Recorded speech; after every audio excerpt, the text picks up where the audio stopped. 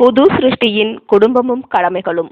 Reprint number 5353, பக்கம் 119. தலைப்பு: விவாகம் கனமுள்ளதாகும்.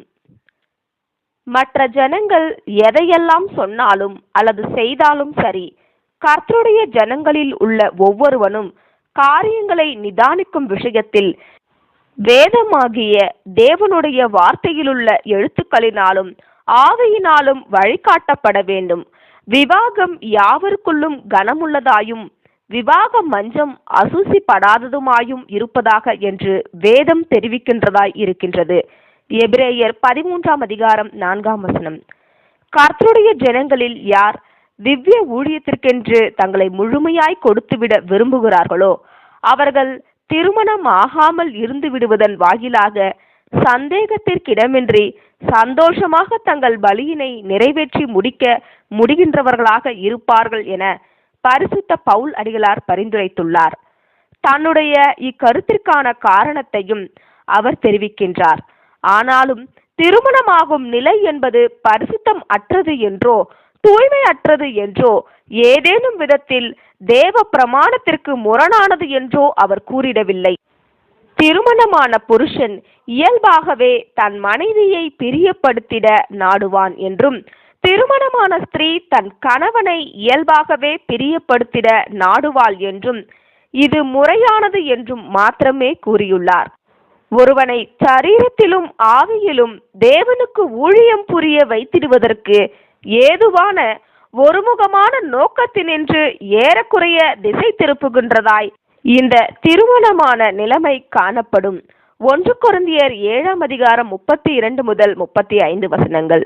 துணைவியை பராமரிப்பதிலும் துணைவியாருக்கு செய்ய வேண்டிய கடமைகளை செய்வதிலும் ஈடுபட்டிருக்கையில் தன்னால் ஒருவேளை செய்ய முடிவதை காட்டிலும் தனித்திருக்கையில் மனமாகாத நிலையில் இருக்கையில் தன்னால் அதிக ஊழியங்களை நிறைவேற்ற முடிகின்றது என்றும், மனமாகாத நிலைமையிலேயே அனுகூலமாய் உள்ளது என்றும் தான் கண்டறிந்ததாக பரிசுத்த பவுல் அடிகளார் சபைக்கு நினைப்பூட்டுகிறார்.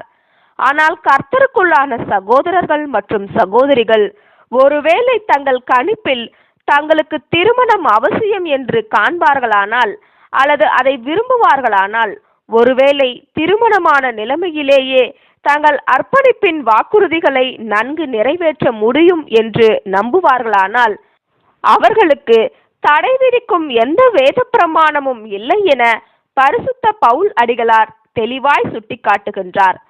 இதை நாம் இங்கு குறிப்பிடுவதற்கான காரணம் என்னவெனில், சில சந்தர்ப்பங்களில் திருமணம் ஆகாதவர்களுக்கு ஆலோசனை வழங்கிடும் சகோதர சகோதரிகள் எழுதப்பட்டவைகளுக்கு மிஞ்சி போய் திருமணம் செய்து கொள்வது என்பது நமது பரம அழைப்பிற்கான பரிசினை இழக்க செய்திடும் என்று கூறுவதன் மூலம் கர்த்தர் ஒருபோதும் சொல்லிடாத பாரங்களை ஆலோசனை கேட்பவர்கள் மீது சுமத்தி விடுகின்றனர். நல் நோக்கங்கள் என்று கூறி இப்படியான நடத்தைகளை நியாயப்படுத்திட முடியாது. சமீபத்தில் சிறு குழந்தை ஒன்றை பெற்றிருக்கிறவர்களும் அக்குழந்தையை மிகவும் நேசிக்கிறவர்களுமான ஓர் அருமையான தம்பதிகளிடம் இருந்தும் கூட நாம் சில காரியங்களை தகவலாக அறிந்தோம். சீக்கிரத்தில் சம்பவிக்க இருக்குமென நாம் எதிர்பார்த்திருக்கும் மாபெரும் மாற்றங்களை உடைய கண்ணோட்டத்தில் சில சகோதரிகள் அத்தாயாரிடம் ஒரு தாயாக இருப்பது என்பது கனவீனமாய் கருதப்பட வேண்டும் என்று கூறிய காரியமானது அத்தாயாரை அதிர்ச்சிக்குள்ளாக்கியுள்ளது. இந்த அருமையான சகோதரிகள் தவறு செய்துள்ளனர் என்று நாம் நம்புகிறோம். இவர்கள் தங்களுக்காக சிந்தித்துக் கொள்வதற்கும் கர்த்தருடைய சித்தம் குறித்த தங்களது சிறந்த கணிப்புகளுக்கு ஏற்ப தங்கள் ஜீவியத்தின் காரியங்களை வணைந்து கொள்வதற்கும் உரிமை பெற்றிருக்கிறார்கள் என்பது உண்மைதான். ஆனாலும் இது விஷயத்தில் மற்றவர்கள் வேறுபட்ட கண்ணோட்டம் கொண்டிருப்பதினால் அவர்களை கண்டனம் பண்ணிடுவதற்கு இச்சகோதரிகளுக்கு உரிமை இல்லை. ஒவ்வொரு ஊழியக்காரனும் நின்றாலும் விழுந்தாலும் அவனுடைய எஜமானுக்கே அவன் உத்தரவாதி. தகப்பன் ஸ்தானத்தையோ அல்லது தாய்மையையோ வேதாகமம் அவமதித்து ஏதும் கூறுகிறதில்லை. இதற்கு மாறாகவே கூறுகின்றது.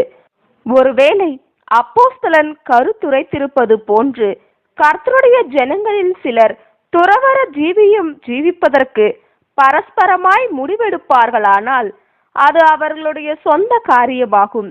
தேவனுக்கடுத்த ஊழியங்களில் செலவிடத்தக்கதாக அதிகம் வாய்ப்புகளும் ஆற்றல்களும் வழிவகைகளும் தங்களுக்கு கிடைக்கத்தக்கதாக கர்த்தருக்காக அன்னகர்களாய் வாழ்வதற்கு அவர்கள் இப்படியாய் முடிவெடுப்பார்களானால் இது அவர்களது தெரிவின் விருப்பத்தின்படியான அவர்களது பலியாகும். மற்றும் கர்த்தர் நலமென்று காணும் பலன்களுக்காய் அவர்கள் கர்த்தரை நோக்கி பார்க்க வேண்டும். அவர்களது தெரிவு இதுவாக இருந்தால் அவர்கள் இதற்கான பலனை அடைவார்கள். நாமோ மற்றவர்களுக்கும் கூட அவர்களுக்கான விருப்ப தெரிவு இருக்கிறது என்றும், ஒருவேளை அவர்கள் சரியாய் சிந்தித்து வேறு வழியை தெரிவு செய்வார்களானால் அவர்களை நாம் கண்டனம் பண்ணக்கூடாது என்றும், அவர்களது சமூக உரிமைகள் மற்றும் ஸ்லாக்கியங்கள் விஷயத்தில் குறுக்கிடுவதற்கு நமக்கு உரிமை இருக்கின்றதென நாம் எண்ணிடக்கூடாது என்றும் நினைவில் கொள்ள வேண்டும். சகோதர சகோதரிகளை கையாளும் விஷயத்திலும் உலகத்தை கையாளும் விஷயத்திலும் பொன்னான பிரமாணமானது நமக்கு மிகவும் உதவிகரமாய் இருக்கும். மற்றவர்கள் நமக்கு என்ன செய்ய வேண்டும் என்று நாம் விரும்புவோமோ அதையே நாம் மற்றவர்களுக்கும் செய்திட வேண்டும். நமக்கு தகுந்தது என்று நாம் கருதிடும் அதே சுயாதீனங்களை நாம் மற்றவர்களுக்கு அருளிட வேண்டும். இது விஷயமான வேதாகம பாடங்களினுடைய 6ஆம் தொகுதியின் 7ஆம் அத்தியாயத்திற்குள் நம் வாசகர்களில் சிலர் போதுமான கவனம் கொடுக்கவில்லை என்று நாம் அஞ்சுகிறோம். ஆமேன்.